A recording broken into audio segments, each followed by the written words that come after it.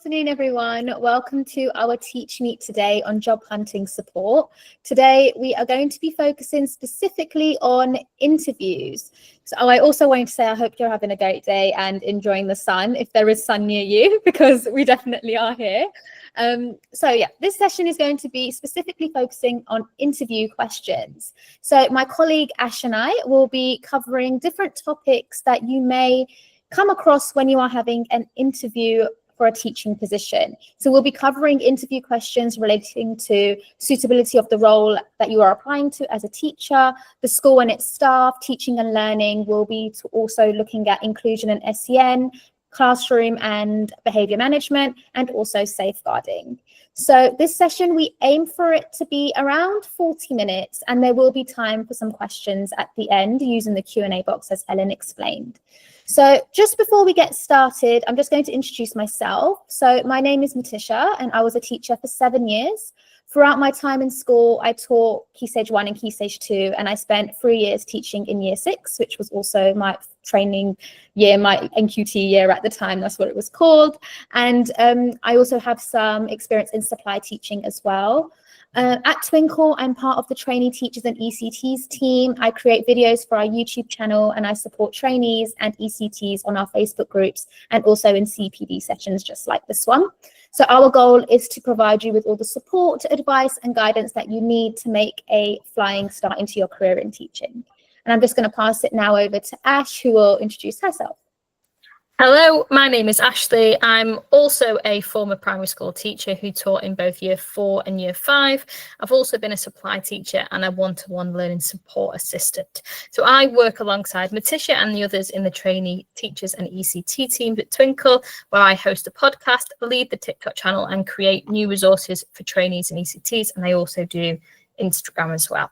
The best part of my job is helping you to become confident when you walk through those classroom doors every day, and hopefully sessions like these do so. What we wanted to do before we started was to just give you a little bit of our own personal advice.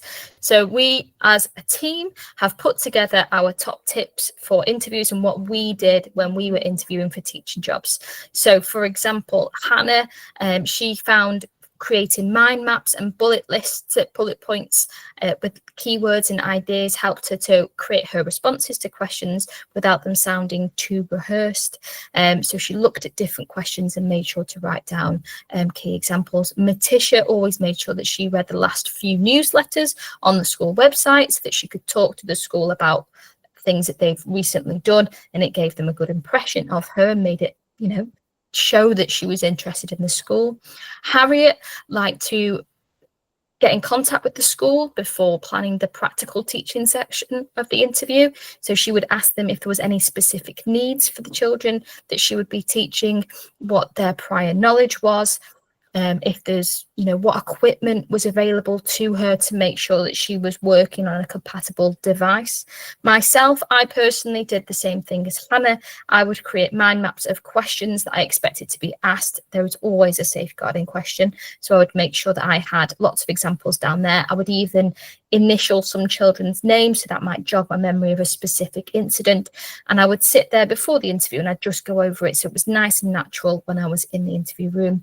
And Simeon tried to get lots of examples for key questions, and he used to have practice interviews with his partner a few days before the real thing, and then once he was confident he would just completely switch off and just concentrate on his well-being and having a positive frame of mind. So hopefully if you haven't been doing those things, maybe there are a few ideas that you'd like to try.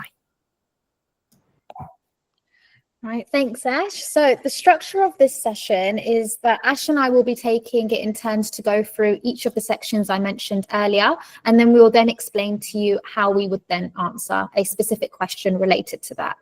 So we're going to first get started with suitability of the role.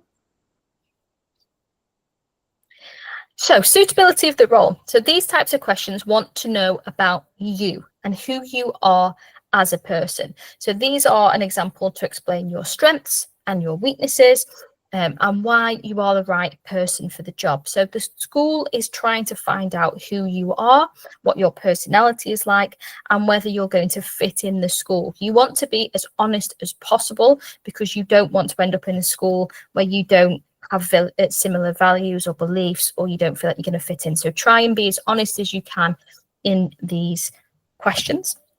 So an example of a question that you might get is, what experience can you bring to our school? So just have a quick think for 5 seconds. I'm not going to ask you to say anything, but how do you think that you would answer that question? And then on the next slide, I'm going to go through how we would.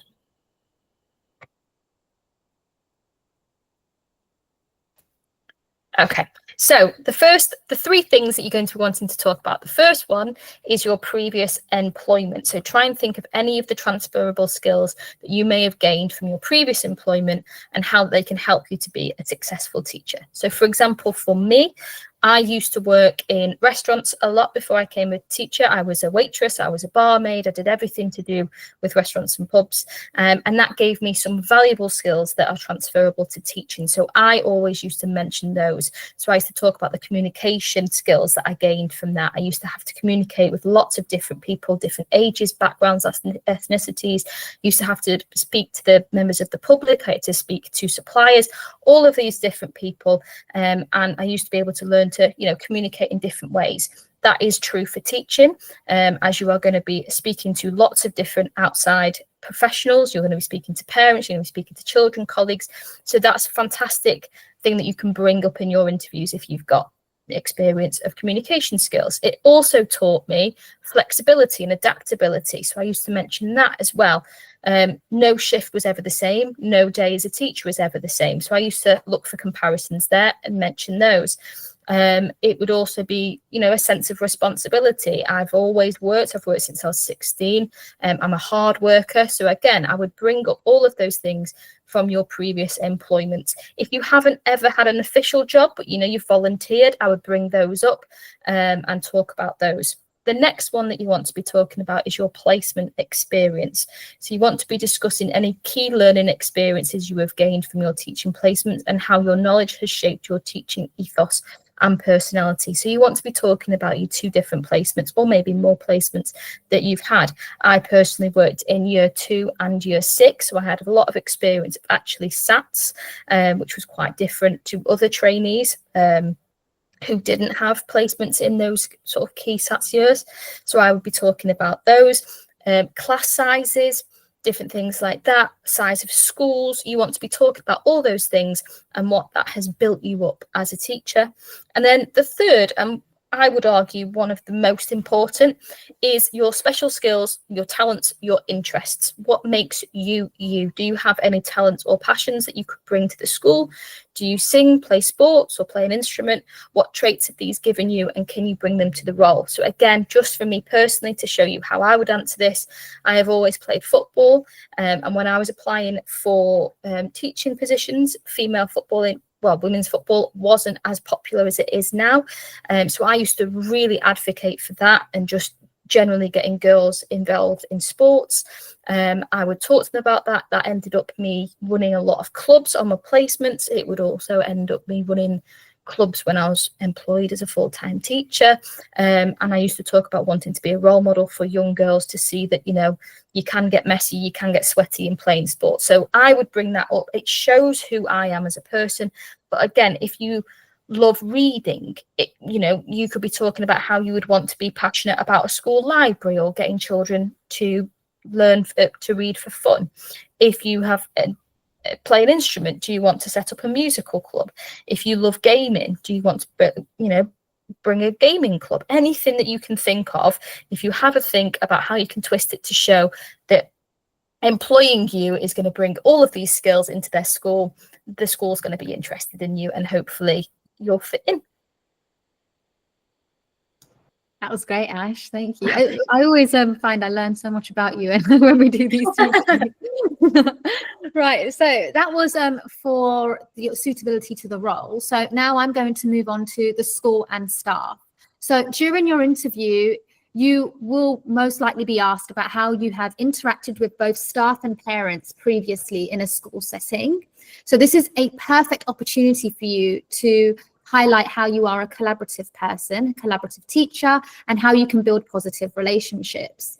They might also be curious about any professional development that you might have had, or anything that you've done that is extracurricular, maybe during your placements. So they're going to talk about that as well. And you should also be prepared to talk about any training you might have done, maybe trips that you've been on, or you've maybe helped plan, any performances, or any parents' evenings you might have participated in as well. So it's a good opportunity to talk about those things.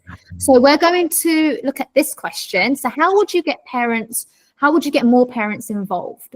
Okay, so that could be a question you might be asked. So let's look at how you can answer it. So you could mention having regular contact with parents. So keeping parents informed about classroom activities, just what's going on in the classroom, what's going on that half term, any curriculum updates. Maybe there's a certain book that you're looking at in English. Maybe you want to tell the parents about that. Any progress that the children might be making. That's going to be covered a lot more when we talk about behavior as well, like, you know, kind of keeping the parent up to date, whether the behavior is like something positive to say, or maybe there's something not very good to say, that kind of having that constant communication with parents. Also, any upcoming events that you might be having, saying parents' evening is coming, or you might be having a class assembly, or you might be having some sort of book fair or something. Just keeping the parents involved and engaged will really work in your favor as a teacher. Also, active listening and collaboration. So trying to create opportunities for two-way communication. So if a parent wants to come and see you at the end of the school day, or making sure that you're available, or if you're not available at that point, then kind of actively showing that you can be available at a later time. So just showing that you are interested in what the parent has to say. If they've got any suggestions, you can also involve them in any decision making and processes when it's possible, of course, and when it's appropriate. And also, you could mention in your interview that you are mindful of any diverse family backgrounds and any cultural differences as well. So when you say, for example, the parent doesn't speak English, or their English is not very good, then you can try and plan to have a translator there. Like those sorts of things, parents will really feel that you are making an effort. And I think the school would really benefit from knowing that you can do something like that.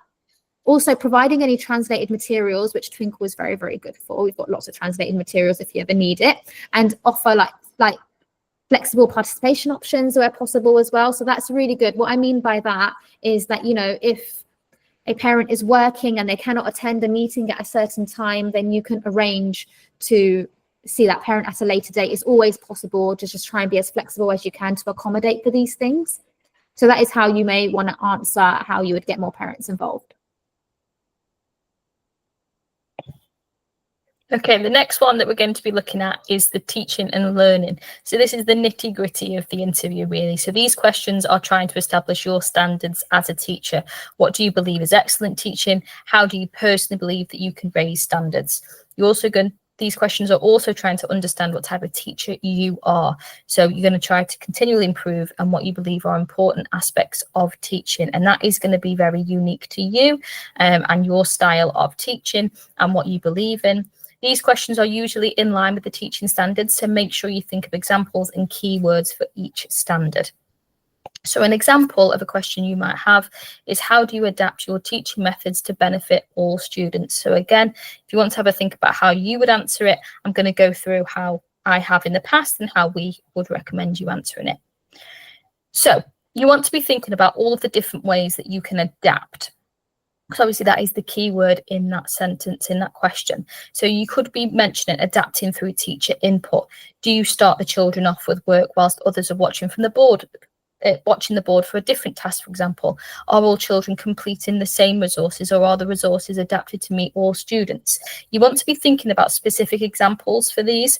You're obviously not going to name children by name, but if you can think about an example of when you did adapt through teacher input, talk about it. Talk about what the problem was and what you identified, what you did to support that and change that, and then what the results were. So for all of those, I would be having specific examples. The next one you might want to talk about is adapting through support and independence. So for example, are you stretching a certain group with help of the teacher, Or are some students completing work that you know that they can do, but because you're focusing on them just developing their independence? Are those the same students doing the same things every time, or do your staff move around to different groups? Are there different expectations? Which leads me on to the next one, adapting through expectations. So if you are doing a creative writing task, for example, what techniques are you expecting in the work, and are they different for the students? Do you have a different success criteria? How long, for example, do you expect the writing to be? Some students, you might only expect 1 to 2 sentences. For others, you might be expecting 1 to 2 paragraphs. You're going to be talking about how you explicitly set those expectations and why you've been expecting those and why you're pushing the students. You might want to talk about scaffolding. So do you provide word banks or sentence starters for some individuals? Do all the students get them, or just specific ones? You want to be talking about brain and movement breaks. So if you've got some children in your class that might get a bit fidgety after 5-10 minutes, are you allowing them to get up and moving? Are you doing a whole class, put on a little dance workout that you can find on a video of and get them all up and moving? Or is it just specifically for some students? You also might want to talk about technology as well. So some students might be able to use iPads or laptops to complete the work. Are some students able to verbally give their answers into a talking tin instead of writing? Are you taking photos of children completing the task instead of making them write them down? I'm sure you're doing all of these things, or a lot of these things, in your teaching placements. You just want to be picking out a few here, and then, like I said before, talking about what the issue was, what you did, and then what were the results were, and try and be as specific as you can, because the interviewers are wanting to visualize what you're going to be like as a teacher and what your classroom is going to look like. So by giving them these examples, they're able to bulk out that visualization and really, really get to imagine what you're going to be like as a teacher. So this is the one where you want to get really specific. And with the mind map, you might want to be putting down a few initials, because you might have done one of these things for one specific student, and then you can tell the story of what happened there. So that's where the mind map for these type of questions really come into their own.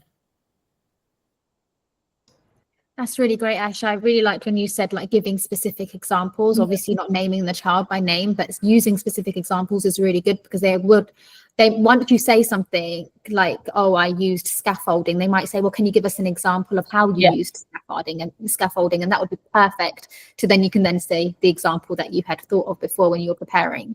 Yeah, it's also helpful. It's easier for you to be natural as well. If you're just telling a story that's already happened, you're going to feel relaxed because you know what's happened, instead of feeling like you're reading off an answer. So yeah. Exactly. So we're now going to move on to inclusion and SEN. So this pretty much always comes up in your interview. So how you would accommodate for inclusion and SEN in your classroom.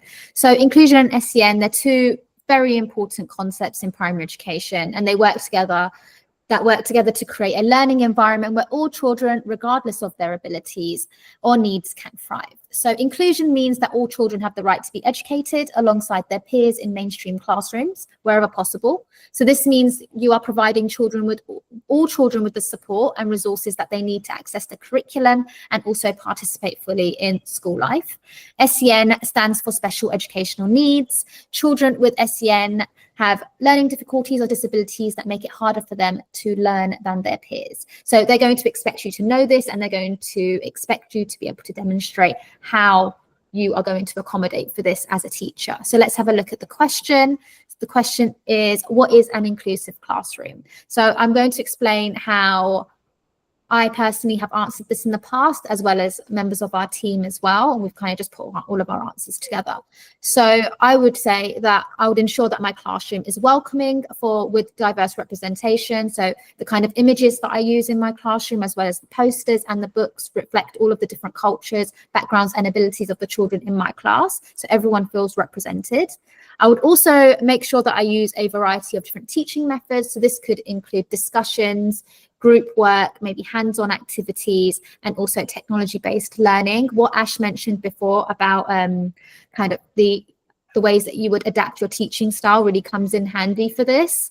I would mention about providing multiple learning resources. So if I'm teaching a specific topic, I wouldn't just be having one resource for that, or just one sort of activity. I would have multiple activities and kind of accommodating for the different needs in the classroom. So that could be books, articles, videos, audio, manipulative technology, for example, the rest of the class might need to be doing a piece of writing, but I might have a child that might work better on an iPad for this particular lesson. So kind of using those key examples here as well would be really good. And also celebrating your diversity within groups. So this is really good in the schools that I worked in, because the schools that I worked in was so diverse. We had so many different cultures, so many different religions. So kind of showing that every religion is important, all these festivals and celebrations are important. I'd make sure that we all acknowledge them and we all know when they're happening. And if we have children off to celebrate a certain festival, we'll know why they're off. They'll talk about it when they come back in, about what they did and how it was celebrated. And it just shows that we appreciate and celebrate all different types of the diversity in our classroom, basically. And it was just a really nice way to show each child that they are important, and the parents really appreciated that as well. So that links into the other question too, about how to get parents more involved, because sometimes you could even get parents to come in and talk about certain things that they do at home or how they celebrate certain festivals, and that would be really nice too. So there's loads of ways that you can show in the interview how you make your classroom inclusive, and those are just some ideas.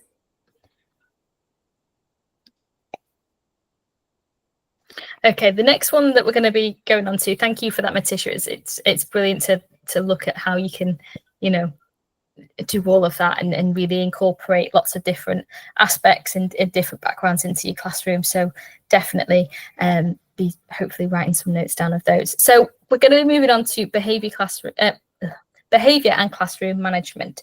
So this is something that I'm sure you've heard about all of the time. It's integral to teaching, and there is always probably going to be a question on behaviour and classroom management in an interview. So I'll be preparing for this question especially. So behaviour management is a crucial aspect of teaching, as children will not be able to concentrate or progress if they are not listening or paying attention. So questions on behaviour management are used so that the interviewers can understand what your classroom will realistically look like and how you will maintain control of your students. And these questions may also be asked to understand whether your personal stance on behaviour management sits within their own. So you want to be making sure that you're reading the behaviour policy to understand how the school deals with issues themselves, not only because it will make a good impression that you already know the behaviour policy, but also for yourself as well. This interview is just as much about you finding out if the school is right for you as the school is for finding out if you're right for them. So if you read the behaviour policy and it doesn't fit within your own ethos and values, then you need to be questioning about whether the school is right for you. So an example of a question will be: describe an effective behaviour management technique you have used within a class.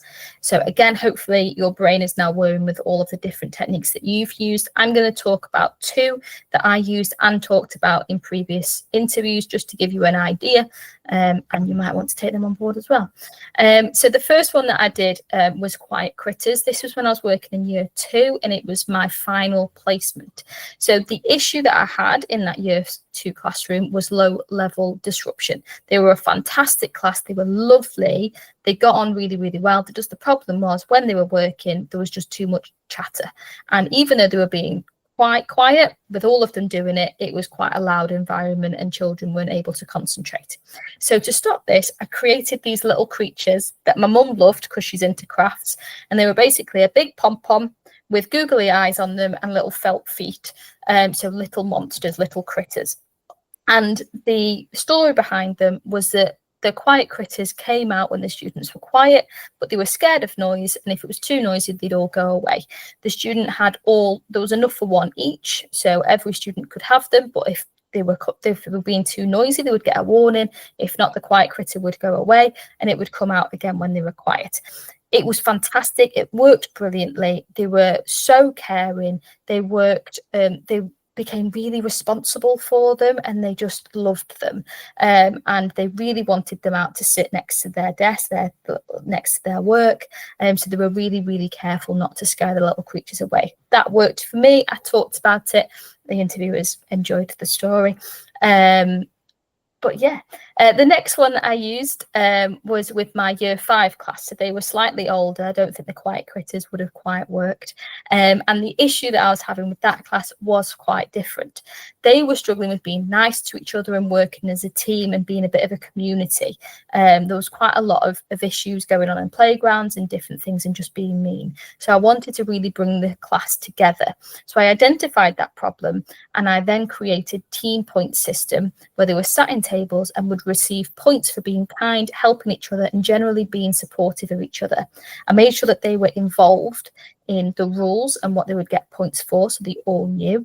And then we would just work it through, and they would get some extra golden time at the end if they got a certain amount of points, or if the winning team got something extra as well. We all worked that through, and it did change quite a lot, so I can't give too many specifics on it. They absolutely loved it. Again, the behaviour dramatically improved. I found that they were being really supportive and cheering each other on. And we also decided on extra challenges that they could achieve. So they were really involved in it, and they gained a lot of autonomy over the system. And they loved it.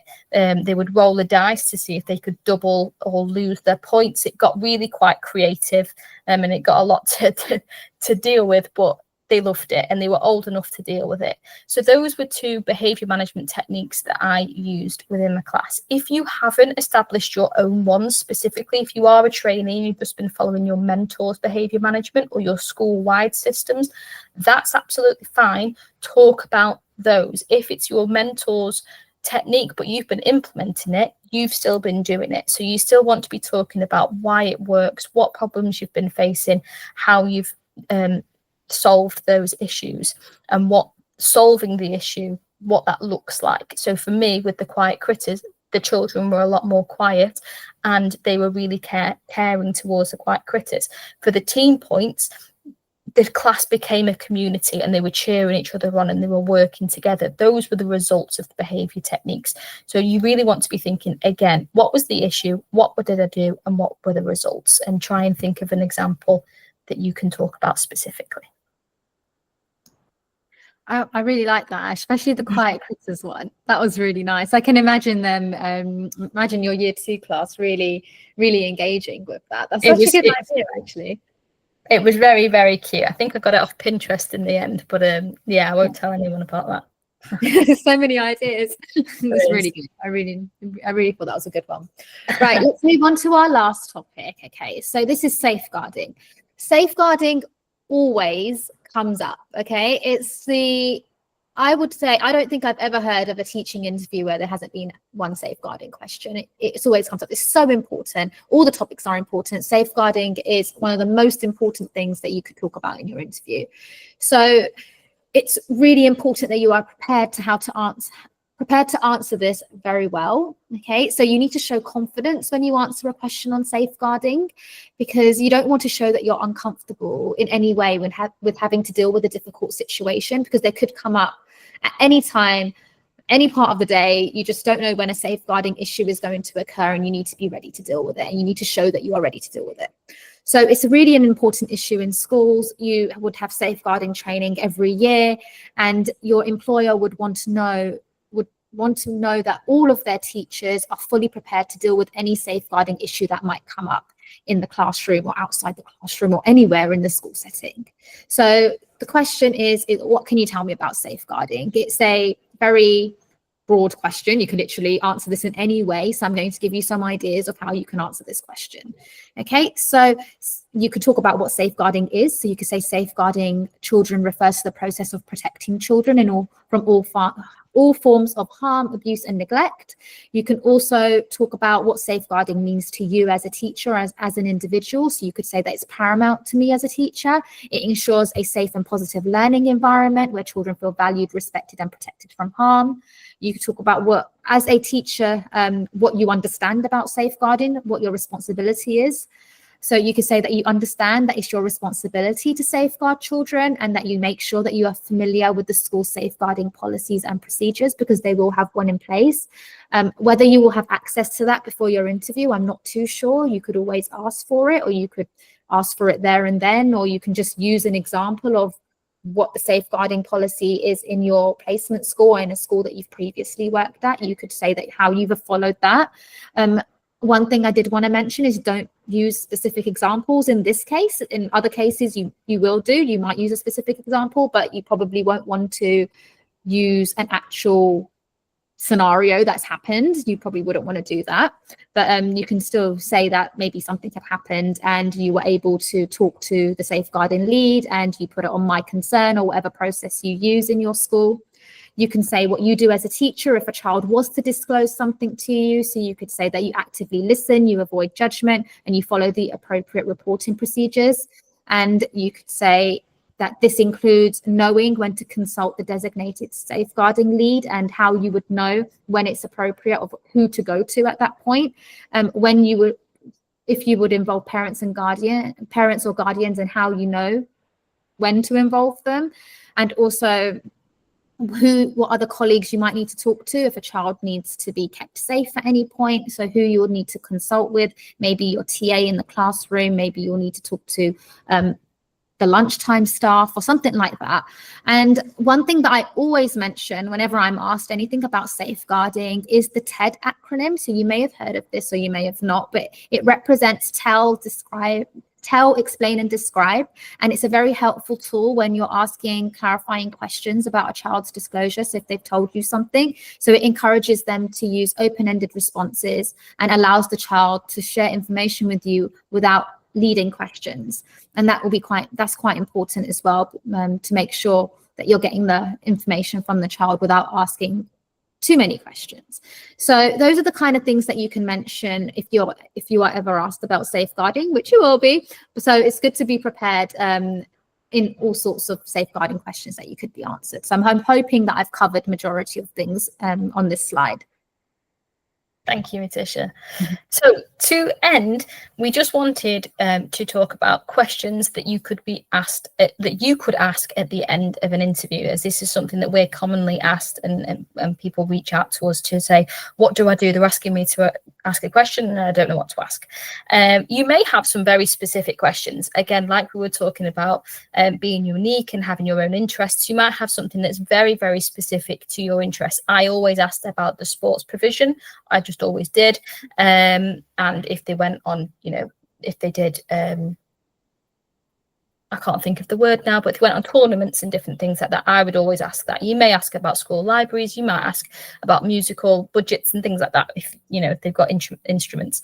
But if you don't have a specific question, a burning question that you really want to ask, but you do want to ask a question, but you don't have to, you could ask the following. So you could ask about what their marking policy is. You could ask about what support they do for staff well-being and creating a realistic work-life balance. That's a really important one that you want to get your head around. If you're looking at schools, you want to be making sure that they do respect that and promote a realistic work-life balance. You might want to ask if there are any CPD opportunities or pathways to progress, especially as an ECT. You want to be, asking about what that's going to look like in their school and any opportunities that you can take on if progression is what you want to do. You can ask about support systems that are in place for new teachers at your school. So maybe not ECT specific, but just generally what support is in place for new teachers. And you might want to ask if they follow any particular schemes of work or curriculum. That's a fantastic one, so that you can have a think about it over summer holidays and you can sort of read up on what the scheme of work is or do a little bit of research if you want to. So those are some questions that you can ask if you want to. Like I said, you don't have to, but they will always give you an opportunity at the end of the interview. So if you want to show that you've got a question, you can use one of those. And then finally, we wanted to give a few top tips, just general top tips. A lot of these are common sense, but when the adrenaline is running, when you're in an interview, you might forget them. Just try and have a think about, shaking hands and smiling to everyone in the room. There is more than likely going to be quite a few people in there, maybe 3, 4, 5 people in there. So you want to shake hands with everyone and smile at everyone. You want to give everyone eye contact, not only just the person that is asking the question, but when you're answering the question, make sure that you're, giving everybody a little bit of eye contact. You don't need to be going around robotically, but just, making sure that you're engaging with everyone in the room. Don't be afraid to ask for the question to be repeated. I know you might think that this is going to look bad. It won't look bad. You want to answer the question correctly and to the best of your ability. So if you haven't heard part of it, or if you don't understand the question, you can ask them to clarify or to repeat it. And then that'll give you time to then answer it in the correct way that you're happy with. Have a drink if it's provided. There's two reasons for this, one of which is you don't want a dry mouth. It's a lot of talking in an interview, and making sure that you're staying hydrated is really, really important. I should have prepared a drink for this. I can already tell that I'm getting a dry mouth now. So you don't want that in an interview. But the second one is always a tip that I mention, is if you're not sure on how to answer a question straight away, or if you get a little bit flustered, what you can do is take a sip of your drink, and that just gives you a couple of seconds to process your thoughts without them realizing that you're processing your thoughts. They're just thinking you're having a drink. You're giving yourself a crucial few seconds to sort of pull some ideas together, and you still come across really professional. And the last one, which is quite obvious, but we do have to say it, is thank the interviewers for their time. Even if you didn't like the experience, even if you feel really sort of nervous and horrified for having to do this interview, thank them for the time. It looks professional. It shows that you are a professional person, and hopefully if you get the job, it'll all come good. So those are just a few little tiny tips at the end.